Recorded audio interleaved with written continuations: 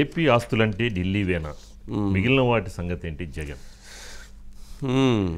రేవంత్ రెడ్డి కూడా ఈ ఆస్తుల విషయంలో కూడా మొన్న వెళ్ళినప్పుడు ఢిల్లీ వెళ్ళినప్పుడు చక్కగా ఒక చిన్న ప్రజెంట్ ఏం జరిగింది.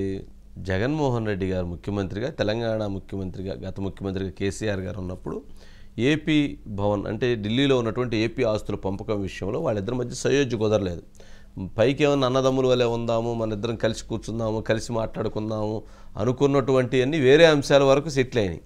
రాష్ట్రాల మధ్య ఉన్నటువంటి అంశాలు మాత్రం సెటిల్ కాల వాళ్ళ మధ్య. కానీ రేవంత్ రెడ్డి గారు ముఖ్యమంత్రిగా అయిన తర్వాత జగన్మోహన్ రెడ్డి గారి మధ్య పెద్ద సఖ్యత లేకపోయినప్పటికీ కూడా ఏదైతే ఢిల్లీలో ఉన్నటువంటి ఆస్తుల పంచాయతీ విషయంలో కొంత రేవంత్ రెడ్డి గారు చొరవ చూపి క్లోజ్ చేసేసారు. అంటే ఎవరి భవనం వాళ్ళకు ఉండాలి, ఎవరి ఆస్తులు వాళ్ళకు ఉండాలి, దానికి సంబంధించి ఒక స్టెప్ తీసేసుకున్నారు. అట్లాగే ఎప్పుడైతే ఉమ్మడిగా ఉన్నప్పుడు మూడు సంవత్సరాలు కలిసి చేసిన టైంలో, లేదా తర్వాత ఇంకో 2 సంవత్సరాలు కలిసి ప్రయాణించినటువంటి టైంలో కొన్ని భవనాల విషయంలో కొన్ని వినియోగించుకున్నటువంటి నేపథ్యంలో వాటిలో ఒక 408 కోట్ల రూపాయలు మాకు ఆంధ్రప్రదేశ్ నుంచి రావాలి అని చెప్పని వారు ఇంకొక రిక్వెస్ట్ చేశారు. అయితే నేను జగన్మోహన్ రెడ్డి గారు గతంలో 6,700 కోట్లు మాకు విద్యుత్ బకాయిలు రావాలన్నట్టు ఇప్పుడు 7,200 కోట్లు అయింది. అది ఇంట్రెస్ట్ తెలిపి అది మాకు రావాలని మళ్ళీ నిన్న కూడా మోదీ గారి దగ్గర కూడా అది రిప్రజెంటేషన్ అట్టుండిద్దిలేండి, అది మళ్ళీ అడిగారు. అంటే ఇవన్నీ చూసినప్పుడు ఏంటంటే నాయకుల మధ్య వాళ్ళ వ్యక్తిగతమైనటువంటి అంశాల కంటే కూడా రాష్ట్ర ప్రయోజనాలు ముఖ్యం అనుకున్నప్పుడు సమస్యలు పరిష్కారం అవుతాయి. అలా రేవంత్ రెడ్డి గారు పరిష్కరించుకున్నారు. ఇప్పుడు ఆ సమస్య అయిపోయింది. సరే 11 ఎకరాలు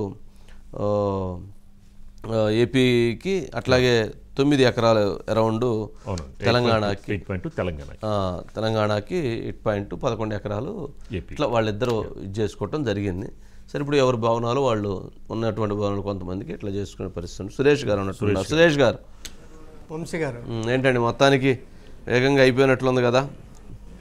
వంశీ గారు, ఏపీ భవన్ విషయంలో మాత్రం రేవంత్ రెడ్డి గారు మొన్న ఢిల్లీ జనవరిలో ఢిల్లీ వెళ్ళినప్పుడు అమిత్ షా గారిని కలిశారు. వంశీ గారు ఏంటంటే ఏపీ భవన్ విభజన అనేది గతంలో కేసీఆర్ గారు ఏంటంటే ఏపీ భవన్ మొత్తం మాకే ఇవ్వండి, నర్సింగ్ కాలేజీతో పాటు మాకు ఏపీ భవన్ మాకే ఇవ్వండి, అది 12 ఎకరాల చిల్లర ఉంది, అది మొత్తం మాకు ఇస్తే ఏదైనా కాంపెన్సేషన్ కావాలంటే మేము ఆంధ్రప్రదేశ్కి ఇస్తాం, ఆంధ్రప్రదేశ్ పటౌడి భవన్ ఒకటి తీసుకుంటే సరిపోద్ది, అది 7 ఎకరాల చిల్లర ఉంటుందని ఈ ప్రపోజల్ పెట్టారు. అయితే మినిస్ట్రీ ఆఫ్ హోమ్ ఏం పెట్టారంటే అంటే జనాభా దామాషాల విభజన కాబట్టి ముందు ఆంధ్రప్రదేశ్ ఏపీ భవన్ తీసుకొని పటౌడి భవన్ తెలంగాణకి ఇచ్చి ఏదైనా కాంపెన్సేషన్ ఉంటే మీకు తెలంగాణకి ఇవ్వండి అని చెప్పి పెట్టారు. అది హేతుబద్ధంగా ఉంటుందని. సో అది అయిపోయింది. రేవంత్ రెడ్డి గారు ఇప్పుడు ఏంటంటే చాలా సాల్వ్ చేశారు. ఇవాళ ఏంటంటే మనకు సమాచారం ప్రకారం అంటే మినిస్ట్రీ ఆఫ్ హోమ్ నుంచి తెలంగాణకి అనుకూలంగానే ఆర్డర్ వచ్చినట్టుగా ఆ రకంగా సమాచారం వచ్చినట్టు. దాని ప్రకారం ఏంటంటే మొత్తం మీద డివిజన్ చేశారు. మొత్తం మీద 11 ఎకరాలు మీరు చెప్పినట్టు అటు 8 ఎకరాలు తెలంగాణకి ఆ రకంగా అగ్రీ అయ్యారు. కాబట్టి ఆ విభజన అనేది ఒక రకంగా ఇన్ని రోజుల నుంచి ఉంది. అయితే నిజాం భవనాలు కావాలని కేసీఆర్ గారు అడిగారు. ఇప్పుడు రేవంత్ రెడ్డి గారు ఏమంటే తెలంగాణకు చారిత్రక అంటే సంస్కృతికి అనుగుణంగా మేమే కొత్త భవనం కట్టుకుంటాము అని చెప్పి ముందుకు రావడంతో ఆ అంశం పరిష్కారం అది అలా ఉండిపోయింది.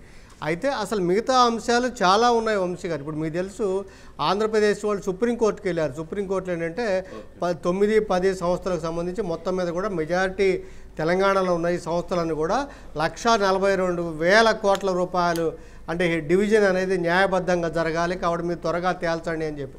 సో సుప్రీంకోర్టు ఏం చెప్పిందంటే సుప్రీంకోర్టు మార్చిలో మేము రెగ్యులర్గా విచారణ జరుపుతాం, అప్పుడు వరకే వెళ్ళారు. అది అట్లా ఆగిపోయింది. ఈ బకాయిలు ఇట్లా ఆగిపోయినాయి. ఈ రకంగా మళ్ళీ ఇంకోవైపు జరిగింది వంశీ గారు. ఓకేనండి, రైట్. కానీ నెక్స్ట్ ఎక్స్ట్రాలు వద్దు.